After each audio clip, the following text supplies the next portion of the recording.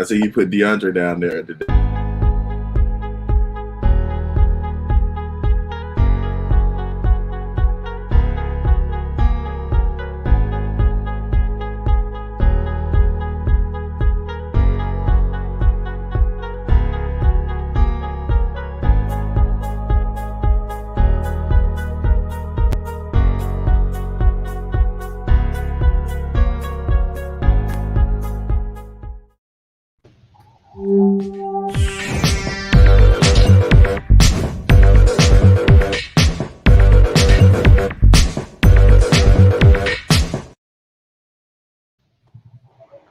Everybody, welcome to Five Guys on Live. How's everybody doing tonight?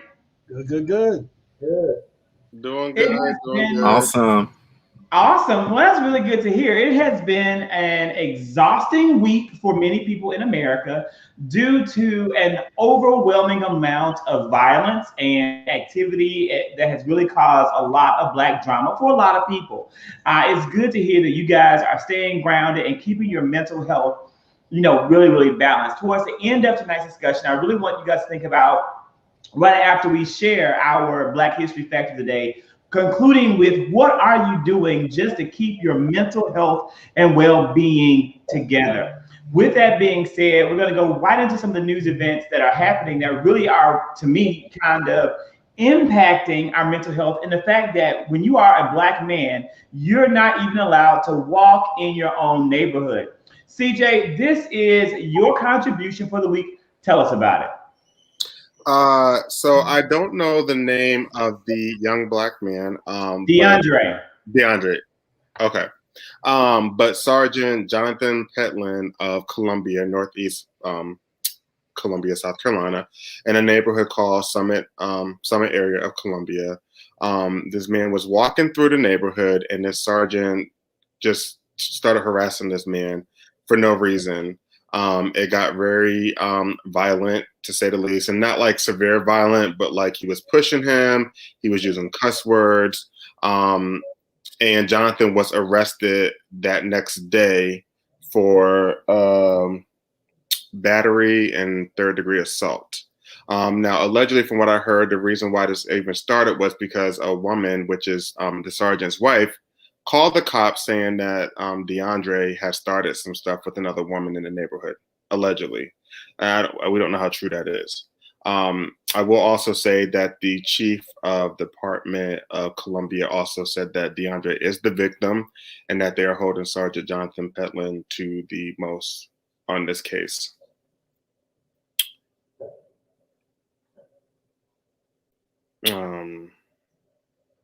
I mean, first let me say, thank God it didn't go left. Let me say that, like left as far as like someone getting, DeAndre getting murdered or severely hurt. Let me first say that, but this just has to stop. This is just crazy. Like, you can't walk in your own neighborhood. It was also alleged that they thought that he was a suspect of 2 previous incidents to a situation in that area, and then come to find out he was not a suspect and had no pending charges against him as well. So, I mean, this whole story is just, if you've seen the video, it's just terrible. It's disgusting to even watch. It happened in broad daylight on a last Monday.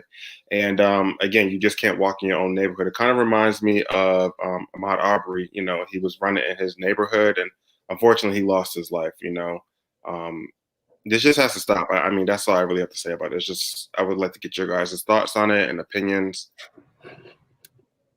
Yeah, I also I get so annoyed hearing about, oh, well, this person was suspected to have been in the community doing X, Y, and Z, or this person is suspected to have committed a crime 2 days ago. If this person is a suspect in criminal activity, then the proper thing to do is to call law enforcement, not to take matters into your own hands or to play the police in that situation. And we even know, given that situation, that oftentimes with law enforcement, the issues still go left. And so it's like a double whammy, like you're damned if you do, you're damned if you don't, because I've been in situations where I wouldn't even call the police because I don't want a situation to go left, but I would never take justice into my own hands or feel like I'm above the law enforcement, I'm above the judicial system. I'm going to handle this myself. Like, who does that? White supremacists, people who are looking at you, racially profiling you, thinking that automatically, if you're in this neighborhood, probably a neighborhood that is not predominantly Black, that you don't belong here. So I'm going to make sure that you leave here. And that's my other pushback with a lot of times with people wanting to live in these neighborhoods that are not, they don't want to be around other Black people or whatever. It puts you at even more risk to be a suspect or a victim of situations like this. And so you have to be so careful when you are dealing with people who never had your best intentions at heart, didn't care whether or not you were guilty, but the fact that you were Black in that community, it posed a threat to them, and they decided that they were going to take it into their own hands. One of the things I will say about this is I've been can you hear me? The sound quality is lacking. Okay. I don't know why it is. So I'll talk and I'll try to figure it out. I have been a DeAndre in a situation where I have been predominantly quote unquote white neighborhoods. I was growing up in Ohio. I've been that DeAndre dude. There's two things that this brings out to me. Number one, this seems very George Zimmerman to me. Because you think about this whole Trayvon Martin thing, George Zimmerman took it upon himself to social police or community police a thing, all because he felt he had the ability to do so. And that is, that's one issue I have. But the second thing that I like about the whole situation, if you watch the video a little further, you know there's two Black women who are walking past. And you can tell eventually they sit in the back, and you can't hear me. So I'm going to let somebody else go. And go ahead and get that. You have, let me tell you something about Dr. Woodson. Dr. Pickett has world-class equipment over there. He got the best microphones money can buy.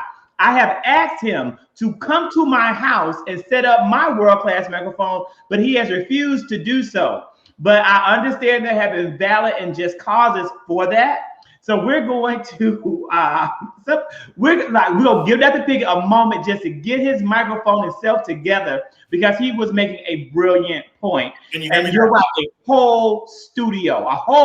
Can you hear me now? Yes, we can. Okay, I'm sorry, it had the wrong mic selected. I'm sorry.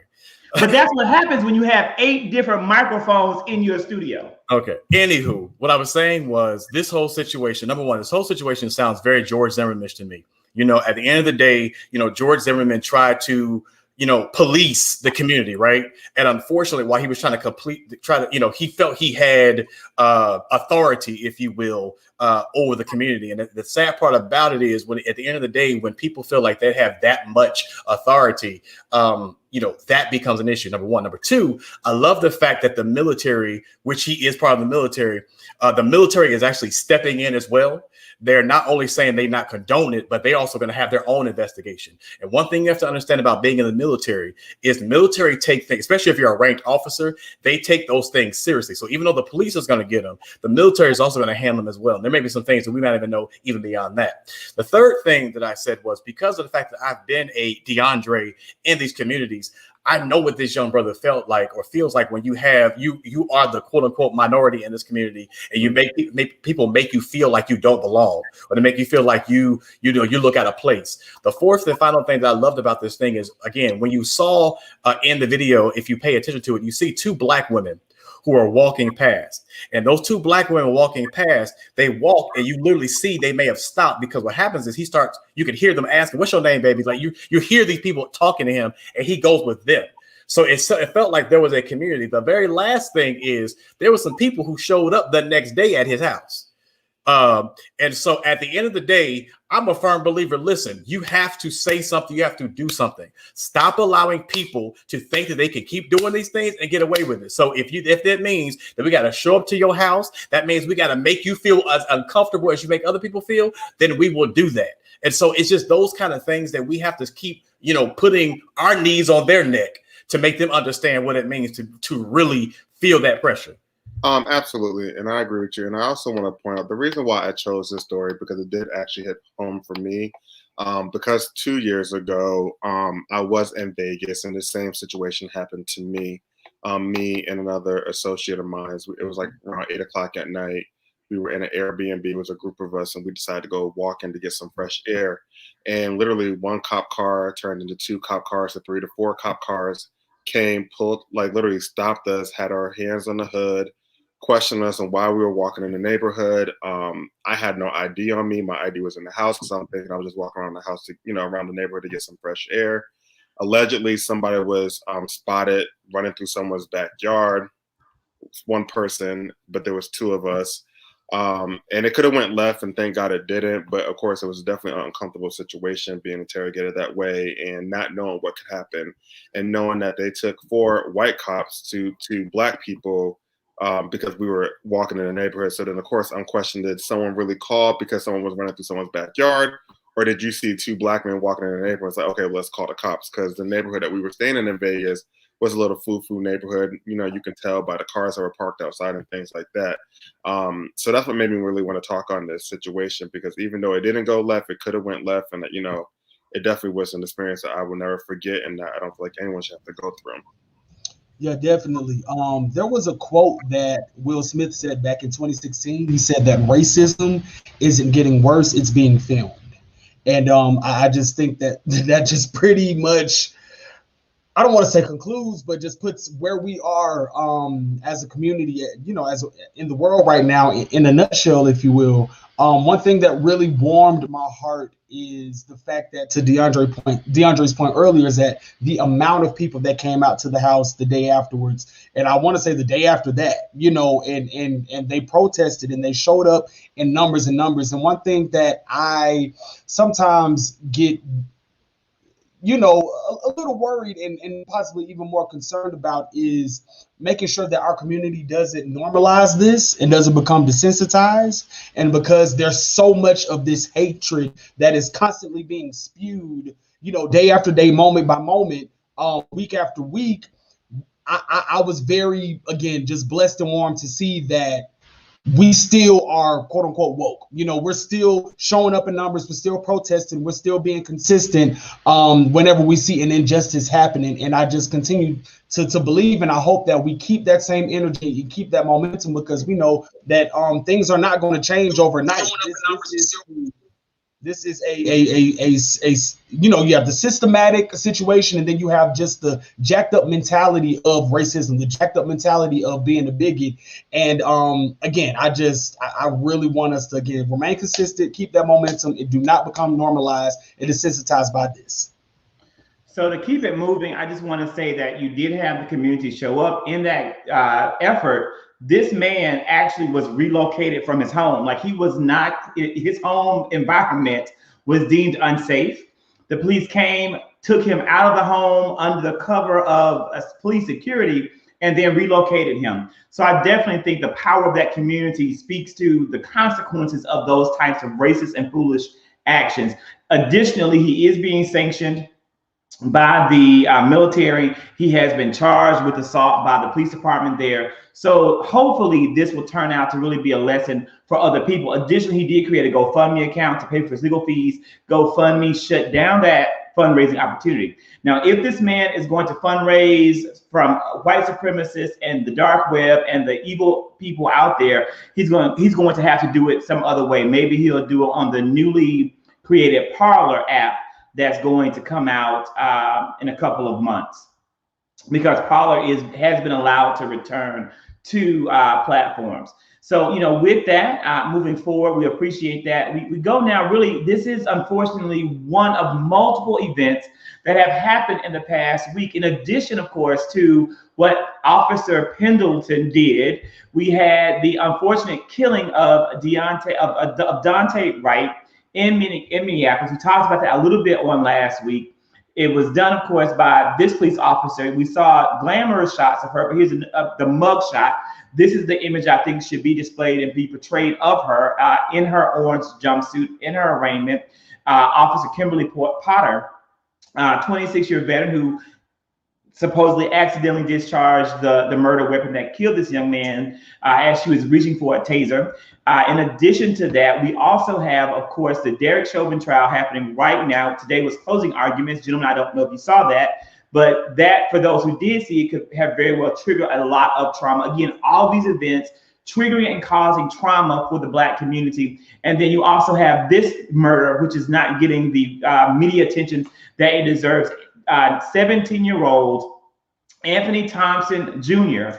Was also murdered, 17 years old. That at first they said it was a school shooting. We found out that that was somewhat of a misrepresentation of this event in Knoxville, Tennessee. And you're right, we did have Matthew Zadok Williams killed in DeKalb County.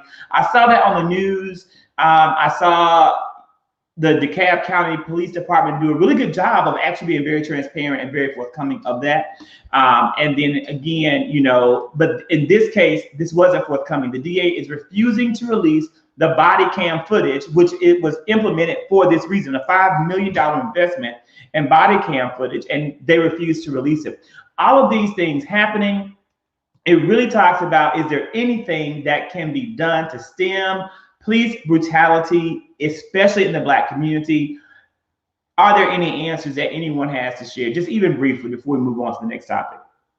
You know what, Zach? I feel like at this point that we have to, I know we always say, show up to the polls, keep that same energy at the polls. We have to elect and appoint officials that are aligned with our motives and intentions and ideas, and making sure that those persons, once they get into office, that they can assist in the reform and all of these things. And at this point, I feel like that's definitely 50% of it. I also, at this point, feel that the other 50% should lie on the community as us. I feel like we need to unite and band together and create safeguards, our own community organizations, to create the police databases ourselves with police that sort of get off the hook. And I feel like we're waiting we are continuing to wait for change on the government side, and it's happening slowly but surely, whatever. But I just feel like at this point, the community, we got to band together and create our own policies, organizations, safeguards to protect us.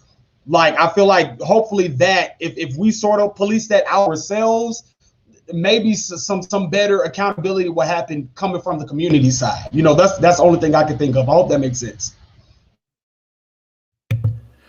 And Vince, if I could, I love that statement, because you also got to be careful about how much energy you give to politicians, right? Because you don't know the politicians' motives.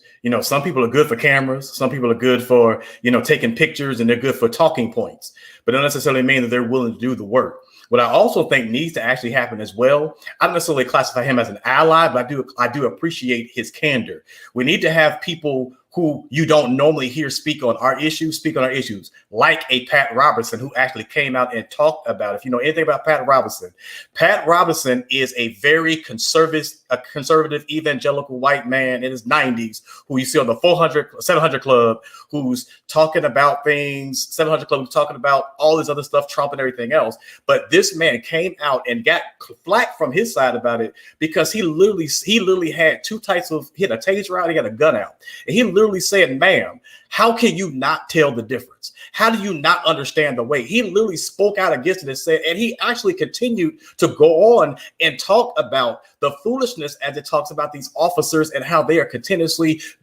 doing wrong by Black people. So though I don't necessarily call him an ally, I will admit that I commend him for at least standing up and saying, damn it, enough is enough. And if we had enough people like that, who hide behind their cameras and hide behind their tweets and hide behind their Instagrams and hide behind their phones, I had a very heated argument with somebody on throughout the whole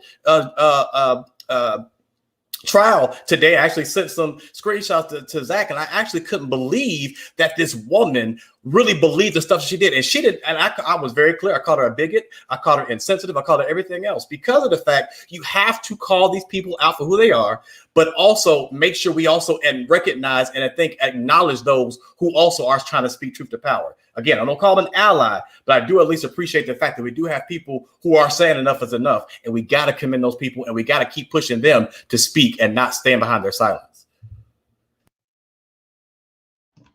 Yeah, Dolly Parton has actually been very vocal throughout in a number of, she's a very liberal Southerner. So she's been very vocal throughout about a number of things. But again, good job, I guess, to Pat Robertson, if you want to praise him. I do recognize what you're saying, but I can't praise him for doing one decent thing in his life with so many poorly done things. He is very likely to be approaching the end of his life. So it is about time that he got right with the Lord. A lot of people, as we look and consider, maybe he will have another epiphany. It's kind of late to have that epiphany after he supported and pushed for Donald Trump and a number of other very negative policies. He can't do that because even if you go back to John McCain, before he left here, he actually casted one of the most important votes in his time. So let's be very careful about how we judge people and how we put them on, because, you know, at the end of the day, you don't know people's walk. You don't know people's feelings. You don't know what people got is dealing with people. So at the end of the day, you got to be very careful about how we, you know, because you're the one, you, Zach Kirk, are the one that said that we need these people to actually make a difference. So we can't pick and choose when we're going to use them and we're not going to use them. So at this point, I say, listen, if he's going to speak truth to power, if he's going to have his epiphany today, if he's going to have his moment today, then have your moment. But I'm not going to kind of pick and choose when I'm going to use them, because we become just like them in the same instance. We'll become situational in our advocacy. So we got to be very careful about how we use that to not also, you know, bring change, because that is also divisive as well. Zach's face is saying it all. I mean, they ain't trying to hit. I agree with you, DeAndre, 5,000%. But I just feel like that is, again, and that's the beautiful thing about the show. You see the divide, right, between here in this moment. Like it's very evident between the people that believe in your stance and the people that believe in Zach's stance. And I think at the end of the day, like you just said, you don't know Pat Robertson's walk. We don't know Zach's walk. We don't know Darius's walk. So who are we to project how we would want them to feel? But I think for the sake of unity, something got to give. At somewhere, I heard somewhere really quickly somebody say that an eye for an eye eventually leaves everybody blind.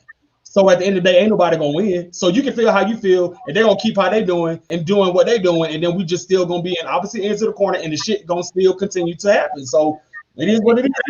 Again, give him credit for what he's done. I'm not taking it away. All I said was I'm not gonna praise him, because this is what some people do. Not talking about anybody on this actual live. But see, this is what some people do. What we do is we will crucify Hillary Clinton, who has been an ally for the majority of her career, but then praise of Pat Robertson for doing one decent thing. That's just not the world I live in. That's not the kind of praise that I want to leverage and I want to give as I exercise my cultural capital. That's just that. Now, moving forward, in addition to the numbers of unfortunate incidences of Black trauma-causing police violence, guys, we're also dealing with a massive number of mass shootings in the United States of America. This has called for or made a renewed call for gun violence legislation. Here is a specific picture of some of the most recent mass shootings, all of these happening this year thus far within a span of 3 months. Gentlemen, is there anything, period, that we can do to stem this continuous incidence of gun violence? I'm not sure what exactly we can do to end it other than, you know, fight for stricter gun laws. But I know the answer is not what Texas is proposing, which is open carry without a license.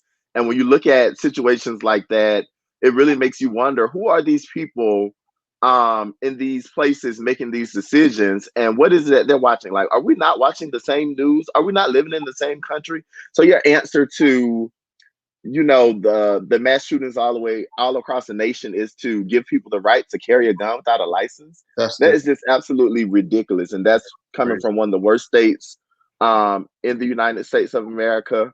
And it's really ridiculous to even think that that might be a possibility or a reality in the very near future. I'm with Darius. I don't really know what we can do, but just tricking up the gun laws. It's just getting sad to the point that now people are not feeling comfortable even going to the local grocery store or to even get gas or just to do things that people would normally generally do. I just feel like the laws just need to be more stricter, honestly.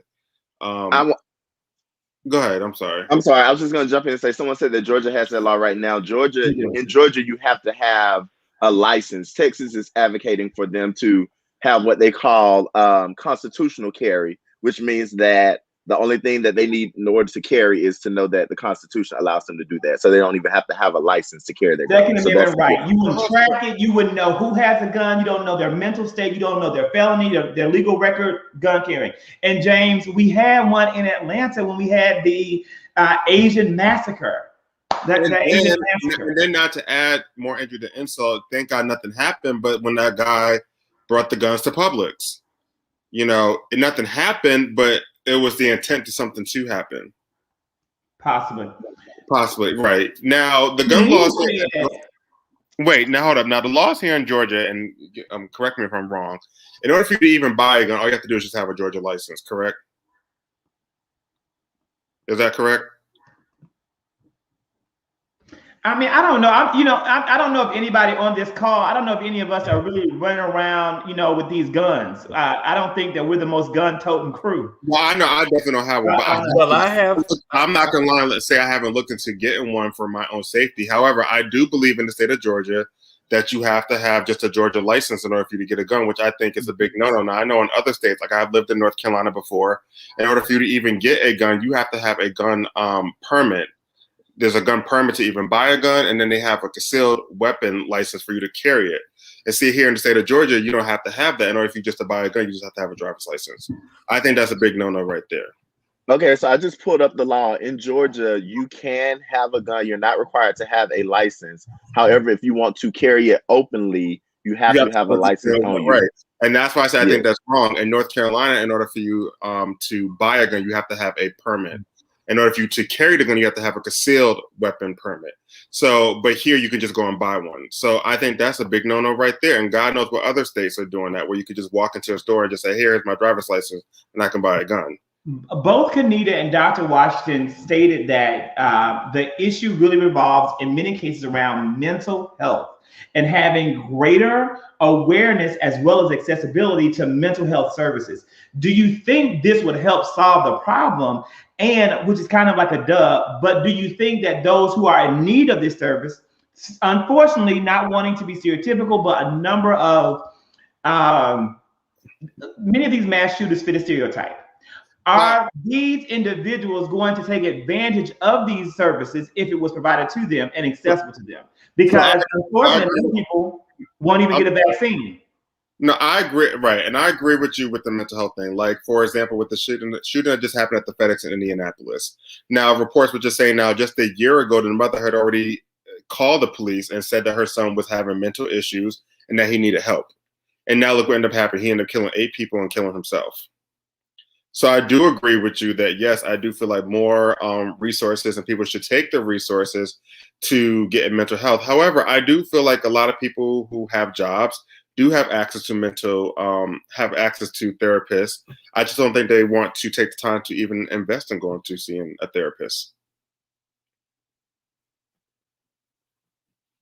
Kanita, this is why I said this is why I'm gonna be honest and just transparent of why I put the vaccine in the conversation. I'm sure you guys can kind of see it. Unfortunately, when I look at the young man who committed the Asian massacre, when I also look at the young man who shot up the FedEx building, these two young men unfortunately fit a profile. These are young white men who seem to have isolated issues around mental health and mental illness. That same profile to me fits those anti-vaxxers that I've seen on television who say they're never going to get a vaccine, who fight and refuse to wear masks. So that's why I'm saying we have made the vaccine readily available in America now to every adult over the age of 16, and they are refusing to get one. I listened on NPR to a woman who has COPD. She has diabetes. She's in Tennessee. And she said she was not going to get that vaccine. She was going to take her chances. She said she has had COVID once and survived, and she'll keep on surviving. That is the mentality of some people out there. So if you're not even willing to get a vaccine that can save your life, your family's life, then are you really going to take advantage of the mental health issue, the mental health services if they were readily available? I have to say, go ahead, Vince. My opinion, I don't feel that unfortunately a mental health resource, if that's made available, would what's the word? Whatever, suppress or whatever, get rid of this issue, because this has definitely become politicized. And of course, I think on the more liberal end, they would be more for the mental health resources. And I just feel like the GOP, the conservatives, the constitutionalists, if you will, they don't believe in big government, right? So they were already like anti-Biden. They gonna come steal your guns. They're gonna take all your guns away. They do not believe in big government coming in and ruining again their constitutional rights and this, that, and the third, which is why I don't agree with Texas. But if you know, I guess how the conservative Texan mentality is, and they sort of just exercise. They're really just optimizing and exercising their right at the end of the day, though it might be wrong and has severe consequences. It is still quote unquote protected by the Constitution, which is what they always resort back to. So because there is always such a strict divide between the two parties and how they want to carry out the solution, and we see how long and everlasting it has become. I agree with that. They don't believe in big government when it goes against their beliefs, and unfortunately, this gun control conversation, it always ends up, trying to work out in their favor, if you will. So. On the other side of things, I don't know because at the end of the day, on the show, we always say that this is domestic terrorism, right? Which is what it is. Mass shootings, domestic terrorism. I feel that FBI, Homeland Security, CIA, those governmental agencies, just as severe and detailed as they monitor terrorism on the global scale and how they are always preventing global terrorism from happening to the United States. Maybe this should be something that they should envelop into what they do. Maybe there should be a domestic terrorism branch, a part of that branch, to assist in the data, to assist in the black market, to take those phone calls and do the follow-ups on people that are being reported with mental health issues. They do have resources to uphold a gun. I don't know, but maybe that could be a way for them to sort of handle this. I don't know, just thinking out loud. So we looked at it more and more serious, and I even heard Dave Chappelle say it as well. Again, one of the things you have to start doing is once black people start joining the NRA and start going into NRA and everything else, I'm sure they'll start changing those laws, because of the fact of the matter is, at the end of the day, we don't understand the laws. We don't even understand fully the monetary connection to it, right? So I think, again, getting a part of the system, but again, I don't even know. I just don't know if there's anything outside of creating gun reform laws that's going to fix any of this. I'm not even sure if mental health is going to do it. Hell, we don't even have a good mental health system for incarceration, and we don't even use that well. We spend more time trying to lock them up to do rehabilitation rather than trying to find real resources to find mental health for those who are incarcerated. Because what happens is when they leave incarceration and you think they're you thought that you were doing something by rehabilitating by being in jail, and they come back out, and then now here they are, they're doing some of the same stuff over again. And so the whole cycle in that system in itself is even flawed. So maybe even looking at how do we even work that system out instead of trying to send people back out into the community and not have the help and resources that they need. So I think if we're going to do mental health, we have to look at mental health on a number of levels. But as far as gun control is concerned, it's going to take, I don't know. I can't even say what it's going to take. It's just that at this point, we have to put some measures in place that's going to lock it down. If we don't, we're going to keep dealing with this over and over and over again until the cycle stops. Dwayne Carter said that why are white serial killers given the benefit of mental illness and black folks who commit crimes are just thugs? Those folks are not crazy. They are thugs. And I would have to say, yeah, you got a point. I wouldn't, they're criminals.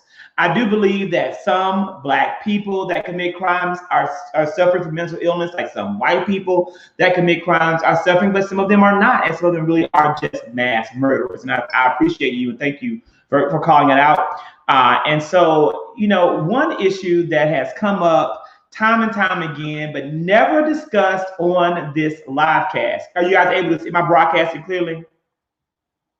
One thing that has come up multiple times in the news throughout the course of 2020, but never discussed on this live cast, has been the issues or the issue of reparations. We did have recently a House committee convened in a group to study this. President Biden keeping a promise made, now a promise kept. He said he would do it on the campaign trail. He is now putting power to that promise. Vince, tell us about the push for reparations. Yeah, I think you pretty much explained my opening statement, if you will. You took it right out of my mouth. So to reiterate what Zach just mentioned, that legislation, HR 40 now faces a full House vote, which I believe it is a good sign. You know, it's hopeful. A small ounce of optimism in terms of marching towards reparations. And this is, again, merely just to create a committee to study reparations, the importance of it, the cultural issues that the African American community has faced since slavery, post-slavery, all the way up to this day. And again, just establishing the essence of why it is important and needed for our community to again have reparations. One thing that I did sort of research really quickly, I do know that Japanese Americans, they did receive reparations.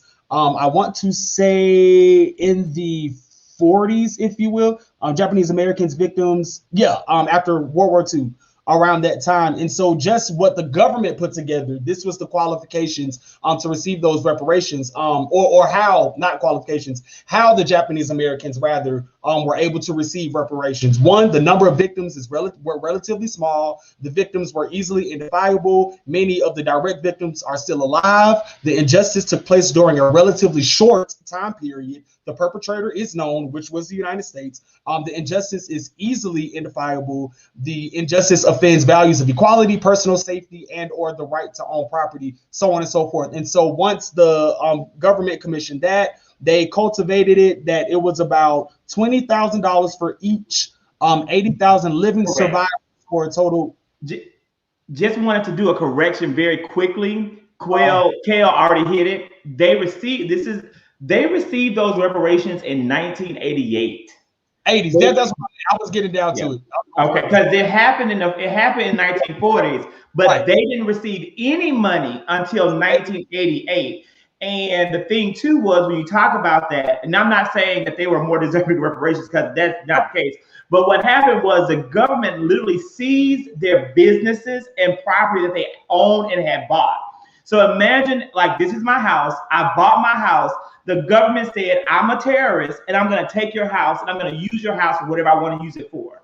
That is what they did to the Japanese Americans in the 1900s.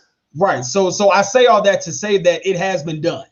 You know, it has been done. And I just wanted to give some insight on, I guess, the qualifications of how the government was able to assess in this, that, and the third. But the numerical amount, finally, the amount paid was relatively low, $20,000 for each 80,000 living survivors for a total of $1.6 billion. So that was that lump sum of money that the Japanese Americans received. So as it, correlates to the African American community, I just wanted to put it out there, like, with us, again, do you think this is a good sign? A dose of optimism? Do you think there'll be longevity behind it in the event that a Republican president may come up after Biden? Will it just completely be slashed down again? Because I know that they've been fighting for this for 3 terms now, I think, or some odd, maybe 3 decades. I don't know.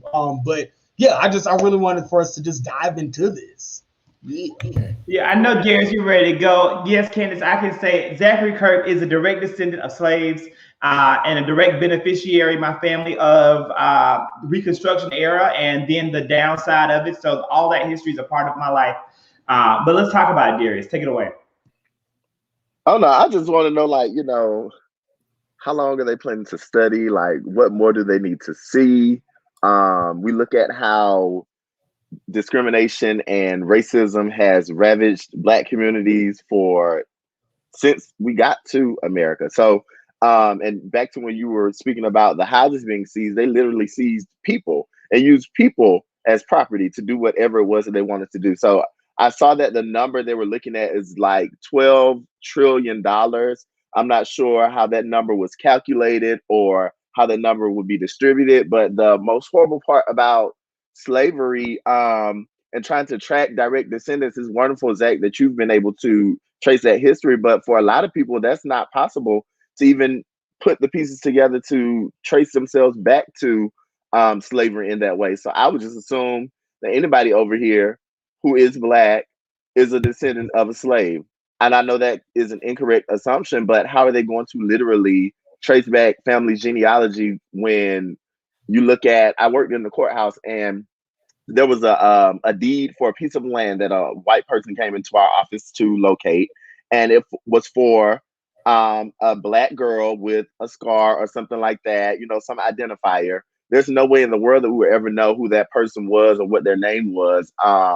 And so it's just a slap in the face, I think, or, you know, maybe a very, very small step to say that they're creating a committee to study reparations and see what the harmful effects of slavery was on Black people when you can look around even today and see what's going on. So I will be patient and I'll be cautiously optimistic to see what actually becomes of this.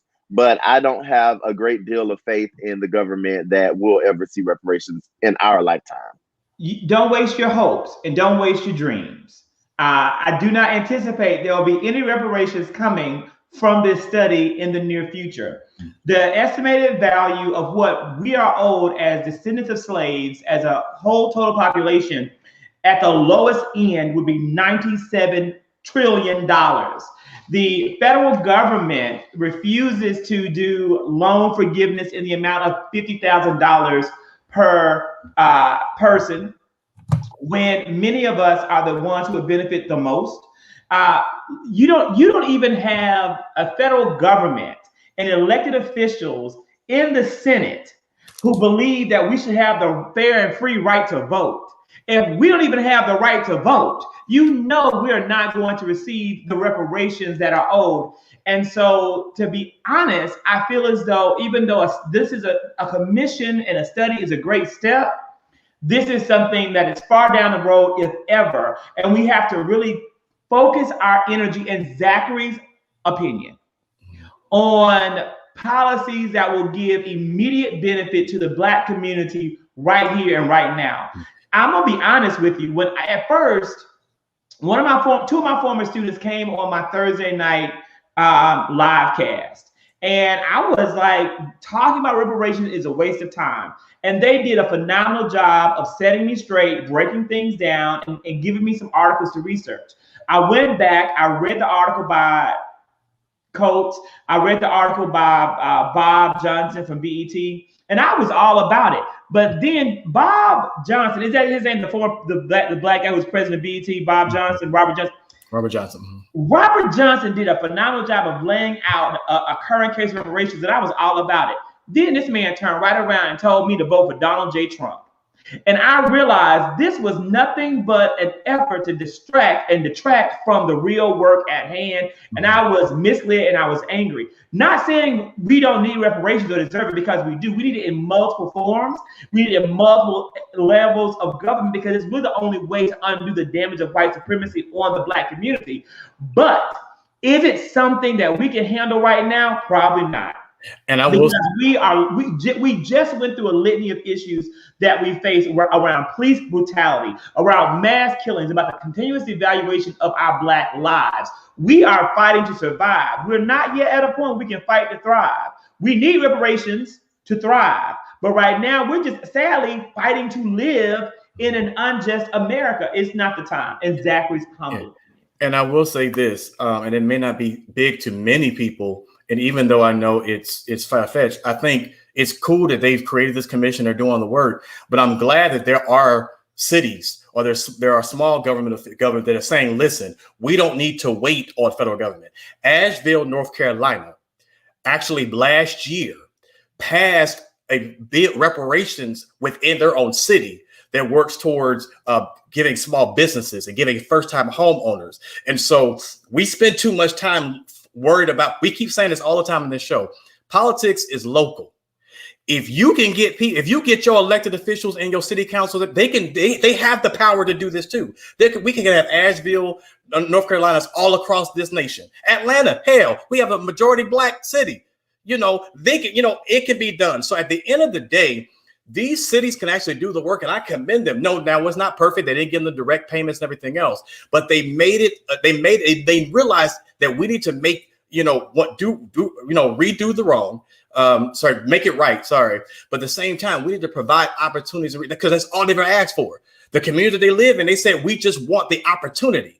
And so the fact that they actually created they're creating opportunities for home ownership and creating opportunities for small businesses, that should be the model. And so that's commendable they're doing at the federal level. But if we can have pockets of this around the nation, that would actually start changing, and that can actually start making a difference. And that will show me that we're making progress. But again, we know what we have up in Washington right now, so we know it may not go through.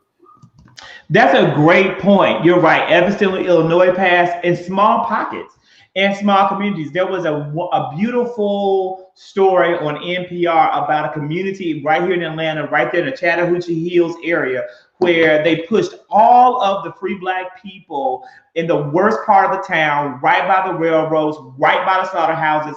And these black families found a way to thrive, only to have it taken away and gutted over and over and over again.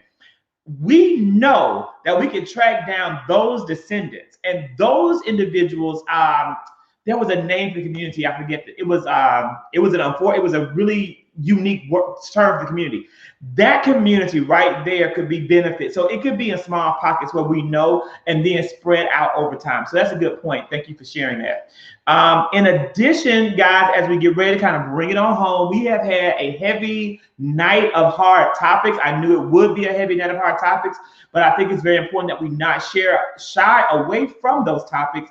To lighten the mood, last night, many people, again, we're talking about what do we do to decompress or to really let go of stress. Let me tell you what I did on this weekend. Yesterday, I ran with my running group. Oh, here's my mom. My mom and Anna both here. She said that was for black farmers. They didn't let all the black farmers. No, that is true, Mom. That is true. Deborah Kirk, she has been woke for a long time. That's why I'm her son. That's why I'm woke too. So giving credit and honor to my mother, who knows a lot too. I ran, and then I went to a great restaurant called the Po' Boy Shop in Decatur. I don't know if anybody's ever been there. It's up Claremont. Great. They have opened up an in-room dining. So don't go because I don't want you to, because it's a pickup shop. I don't want you to go and sit and take up all the space in the small in-room dining, because that's my new spot. But at the in-room dining spot, I went yesterday. I had a hurricane and I had a po' boy, and it was great. Then I came home and I watched this. I watched the Real Housewives of Atlanta. It was their season finale.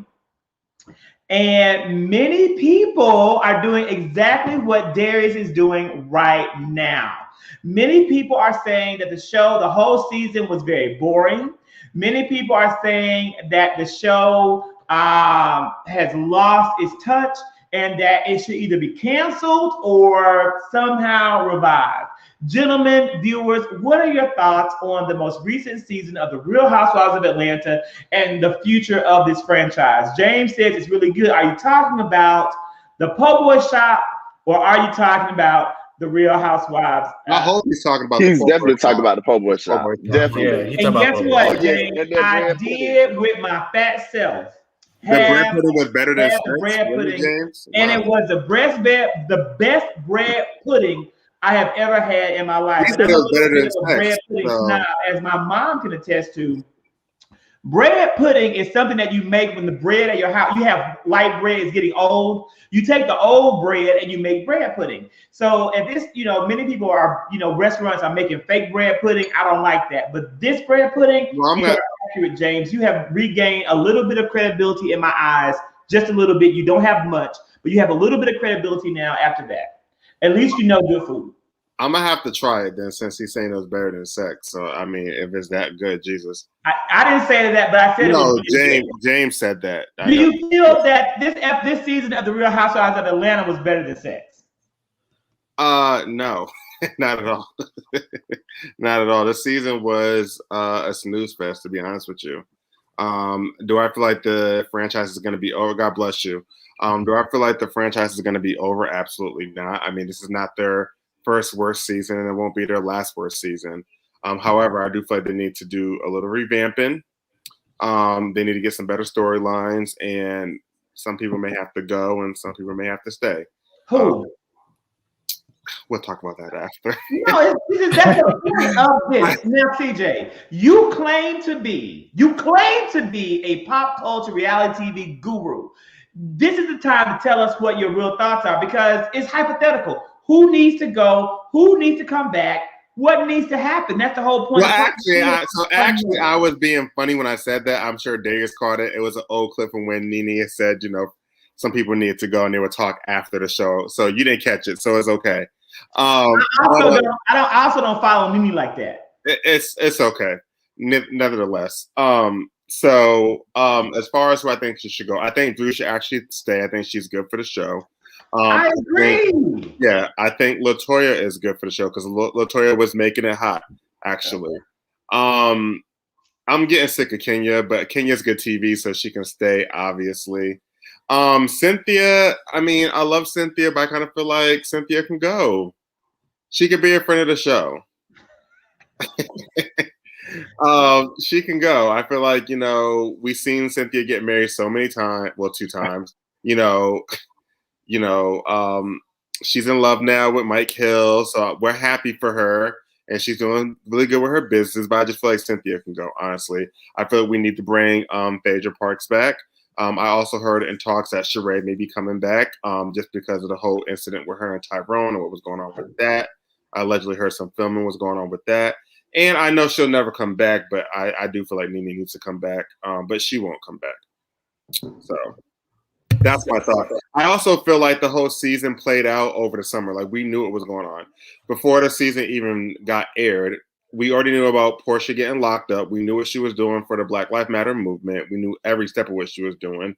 And we knew about the whole Bolo situation. So now it's just kind of like seeing it play out. You know what I'm saying? Well, we already knew about it because people like Wendy Williams and the Shade Room and like the Peachtree Daily Report, they were already leaking all this information throughout the summer. So pretty much it was kind of like watching all the clips from over the summer and just to a season, honestly.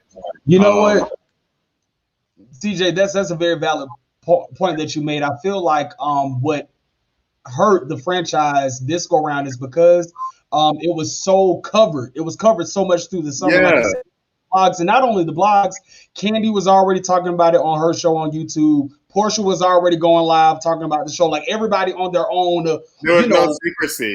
There was no secrecy. And I guess that's probably why come time, well, for the reunion when it came around, why Bravo made it mandatory that you cannot share these pics. We're going to release these pics. We're going to release the trailer ourselves. We're not going to leak anything. So I feel like the Atlanta Housewives, though it's amazing that they have their own platforms and that they do their own YouTube shows and lives and things like that, they may have to scale back because they gave too much away prematurely. So we already knew what was going to happen. So that actually may have hurt the viewership from that. I also know that Phaedra is appearing on Watch What Happens Live on May 9th.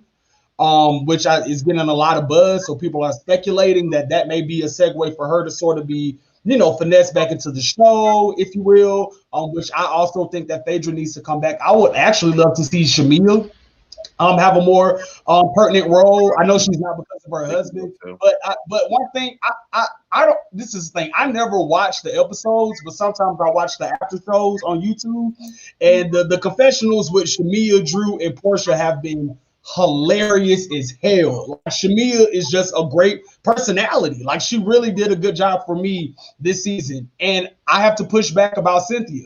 But you just said, CJ, I actually was on that bandwagon, like, okay, why is Cynthia here? But I really appreciated Cynthia's role. She sort of took the motherly, unbiased role this season, and she was sort of the auntie, but it was in a respectable sense, even when she was sort of like calling Kenya out on her bullshit and, calling Drew out on her bullshit, and also just leading, the younger ladies, the nieces, if you will. I like how Cynthia sort of cultivated herself this season. Cynthia Selfish Bailey. Yeah. Now, Candy, Bye. Yeah, Candy, I love her to life, mogul, phenomenal businesswoman, but she just coasted. she coasting at this point. Yeah, it's crazy because you would think that with Cynthia getting married this season, she would have been a lot more interesting. But like CJ said, we've seen her be married before. We've seen her divorce. We've seen her close business after business after business. We've seen Noelle go to college. We've seen her date. We've seen her. What is there left for us to see? Hey, Rodney, what is there left for us to see of Cynthia?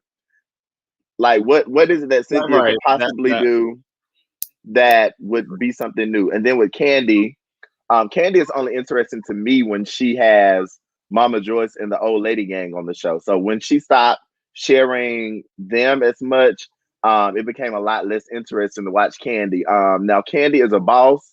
It's great to see her opening up business after business, you know, bringing revenue into the community. I saw one of the parents from the school I taught at last night give her award, naming there being a Candy birthday in South Fulton. I thought that was great. But Candy, I think her time has come to an end as well. Kenya, keep Kenya. Kenya is cuckoo. She's been cuckoo since the moment she twirled onto the scene. She is not my favorite by far. She's probably my least favorite, but she does keep it, you know, interesting. Portia is a fan favorite at this point. Portia can do no wrong. We watched Portia reinvent herself. Portia came in not knowing what the Underground Railroad was, and I don't fault Portia for that. I fault whatever school system it is that she was a part of that allowed her to go through her entire time in school. CJ, you know, sometimes conversations like, do you sit at the table and talk about the Underground Railroad with your mother? No, but knowing her family. Okay, so just let it go. No. The reason why I said it was because of her family legacy. So her family legacy was in the civil rights movement, not on the Underground Railroad. Was her grandfather on the Underground Railroad, or was he in the civil rights movement? He knew was about it on the Underground Railroad, or was we all know about it? I'm sure a lot of people around her knew about it, but how would they know that she doesn't know about it unless they were giving her a quiz on the Underground Railroad, asking her to orate at dinner about the Underground Railroad? Nobody was asking her about the Underground Railroad, and I don't think that Zach was her teacher because she would definitely know about the Underground Railroad, and she probably went to predominantly white schools where they weren't doing what they needed to do. But anyway, I digress because I can't say that as a matter of fact. And then who's left? The new girl. I like to see more of Fallon. I like to see more of Fallon, actually. I like Fallon too. Fallon, meh. Yeah, I'd like to see more of her. I don't know if you all saw Portia's post last night. Somebody created like a mashup of her greatest moments, and in the caption, she put hashtag grand finale with the Rose. So in her comments, people are like, "What you trying to say? Are you leaving?" Because this is her 10th season. You know, she's probably playing hardball with Bravo. She's probably about to play hardball with Bravo. Portia ain't gonna leave. I don't believe that she's gonna leave. I don't think so either. She's about to play hardball. She's about to get that check. So, and Stanley Singer, that would not be appropriate. No, the answer is no. That's not something that I don't think we're not going to do that. That's not the format or the purpose of this program. But you can feel free to DM anyone you like that you may feel like you would want to talk to individually, other than me. Now, in regards to going back and kind of looking at, you know, I have a different take, a different perspective. This is what I believe. I believe that all 5 of the women who have peached this season should stay. I don't think that you are going to constantly have a new housewife coming on over and over and over again unless we give them time to cement. Portia wasn't Portia during her first season. Candy wasn't Candy during her first season. Now, Kenya was Kenya during her first season, but she is an anomaly. I believe that Drew needs time to grow and advance. I believe that she has done a good job of creating relationships on the franchise that will grow as the show goes on. LaToya should go because LaToya could not create relationships. Probably why LaToya does not have a peach is that the Bravo producers and the powers that be realized that she didn't connect and that she really didn't fit. She brought drama, but she did not fit. Shamia has now extended her brand and probably should get a peach as well. So I would argue that Sheree, when you brought her back, really didn't bring a whole lot more to the show. But I think bringing back Phaedra and giving Shamia a peach would probably round out the cast and give you a better cast. I do believe that the Real Housewives of Atlanta always does better with 7 ladies as opposed to 5, because you have more featured drama to focus on. So if someone has a year that is a little bit boring, they have somewhere to go with it. And you know what, really quickly, I was actually shocked to hear this. Kenya was recently on Watch What Happens, and when Andy asked her about Phaedra, she actually had some positive things to say. So in the event that Phaedra comes back, I think that positive things. Like she just was like, me and Phaedra are we are cordial. You know, I'll tell you what happened. She leaves comments on my page, like they're not. No, Kenya. Kenya Okay. didn't have any malice, negative comments towards Phaedra when she recently was brought up on Watch What Happens with Andy. So I think again, in the event but does Candy have bad comments? I mean, of course, it's gonna be interesting, of course, but that's why people actually tune in too. Candy would probably leave if Phaedra came back, and that would be fine. She said she made that very public on the Breakfast Club the year before last. She said if Phaedra came back, she would leave. I'll be fine with that. But Marlo is the type of person that came onto the show as she came on as Phaedra's friend. Then she was Nene's friend. Then she fell out with Nene and she was Kenya's friend. Then she fell out with Kenya and she was Nene's friend. Then she was Portia's friend. Now she's Kenya's friend again. Like Marlo is just one of those people who is going to do what she has to do to secure a spot on the show. Because although she does not have a peach, she does make it known that she does have a check. I don't think that Marlo will ever be a peach holder. I think that may be costing them too much money to insure her with a felony record. I think she's making more than some of the peach holders, to be honest with you. And I think she's made that really clear. She made the same as Shamari and Eva the season that they were peach holders for the first time. So she made the same amount as they did. And she doesn't have to show nearly as much as the other ladies have to show in terms of her family. And that damn Paul Tanya. I miss Tanya so much. I know she won't with the bullshit, but I miss Tanya. Tanya said. Well, we'll see what the reunion's giving. Maybe the reunion may make it a little bit hotter, but we'll see. We will see. Best of luck to the Real Housewives of Atlanta. Unfortunately, I don't know if you guys saw on the news how Bravo, because of the controversy around several of the Real Housewives of OC and their political viewpoints, they are actually on a hiatus that may be a little bit longer than they had planned. So they're putting that season on an indefinite hold. That kind of proves that no franchise is really essential to the network. And Bravo said that because of the success of the Real Housewives of Potomac as well as Salt Lake City, there was no rush to bring OC back. So that very well could be in the future for Atlanta if the young ladies don't find a way to bring more ratings to what they do. With that said, we want to thank everybody for joining us. We didn't talk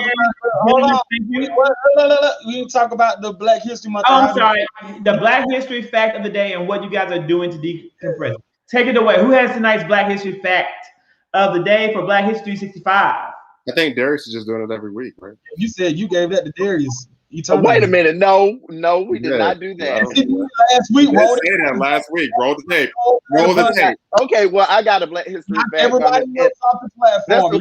That's okay because I stay ready. When you stay ready, you don't have to get ready. In 1867, in Augusta, Georgia, Morehouse College was founded in the basement of Springfield Baptist Church. And one place that you will not be going in 2021, if you do not have your vaccine, is to any school in the Atlanta University Center, because they are requiring that every student on campus has a vaccine, that they are vaccinated before they return for school in the fall. And this has been your Black History moment for the night. DeAndre, correct me if I got some of my history wrong, because I am sipping a little Martell. You're on mute. He muted me. No, so everything was right. So the one thing is, actually, it was founded in 1867 in Central Baptist. But what happened was they had to move the meeting. They had to move the meeting next door to William Jefferson White's bedroom because somebody didn't turn the heat on in the church beforehand. And those times you had those potbelly stoves. And so, unfortunately, the only room that was hot enough to actually sustain that meeting was William Jefferson White, who was a white Baptist preacher, his bedroom. So the meeting was first started in their bedroom and then eventually moved the classes to the basement of that institution in 1867. Well, And the irony of a black college named after a white man with the last name White, isn't that something? And everybody, just very briefly, what's one thing that you're doing to decompress and deal with the stress that we all face as we watch the news? We stay informed. What are you doing? I'm just staying prayed up. I'm trying to stay prayed up. Staying in constant communication with my family and my loved ones, and just doing my wellness checks on people. Trying to meditate more. Read more of my daily scriptures, and just be positive as much as I can, honestly, and just think of the good things that are going on in our lives. And I know the things are coming up, for people in my life, and that's in my circle and around me. So just thinking of things like that. Mm-hmm. I've been doing something that Candace mentioned. You asked, when am I going to write a book? Actually, Candace, I've already written one, but I am working on, I wrote that last year, but I am spending time, I think 2020 really brought out a lot of stuff. And so I've been really spending time focusing on my next book and really just kind of getting in and, to get into a new space. Because I think you have to find that outlet, getting out, even if it's just taking a quick walk around the neighborhood and then kind of coming back and find your solace. So you just got to find a space, because you'll lose yourself. So writing has been my thing. I don't want to sound corny, but this is one thing that I do to decompress. Having the opportunity to talk to you guys about some of the issues. It's always a great time to get your thoughts out and hear varying perspectives. My friends and I do Taco Tuesday every Tuesday, so we have a chance to also come together and to unwind and to enjoy each other's presence. But the number one thing I do not do is I do not consume so much of the news. I will read the news alerts. I will read news articles, but I never click play on those videos because it is traumatic and it is trauma inducing to have to continue to relive some of those things. I regret earlier as I was watching the closing arguments that I did see some of those pictures and some of that footage, and I just don't need to see that to believe it. Even with the Real Housewives of Atlanta on their premiere episode, they played a clip of it, and I was like, whoa, like, no trigger warning, no sensitive content warning, anything like that, because I personally have made a decision that I will not be watching any of those videos. I'll read about it, I'll hear about it, but I'm making the decision that the only information that I will have is the information that I read.